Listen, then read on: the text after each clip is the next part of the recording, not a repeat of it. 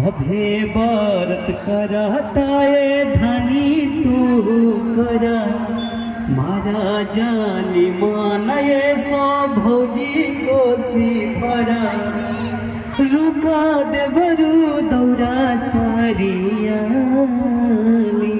कि चल भौजी हाली हाली कि सूरज देखै हे लाली कि चल धानी हाली हाली कि सूरज देखै हे लाली भेजिला पियरिया बांधिला पगलिया दौरा सजलवा तारा चले के तैयारिया मुखिया तुलेला तू चाल साथे साथे दीवाई के भीड़ नाता बस जाई छठी घाटे क्या कहती है कि ठीक रउआ कहतानी हाय थारी न लोटा के है पानी दियारी न बुते घुआ डाली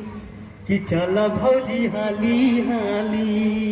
कि सूरज देखै हे लाली कि चल धानी हाली हाली ले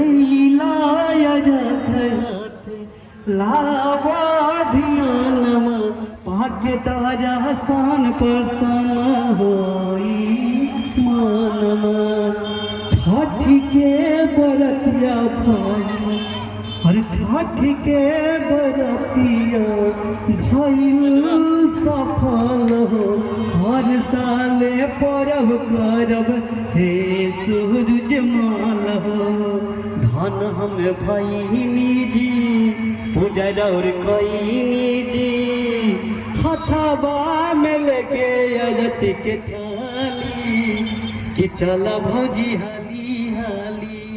कि सूरज देखै हे लाली कि चल धानी हाली हाली कि सूरज देखै हे लाली। बोलिए छठी माता की।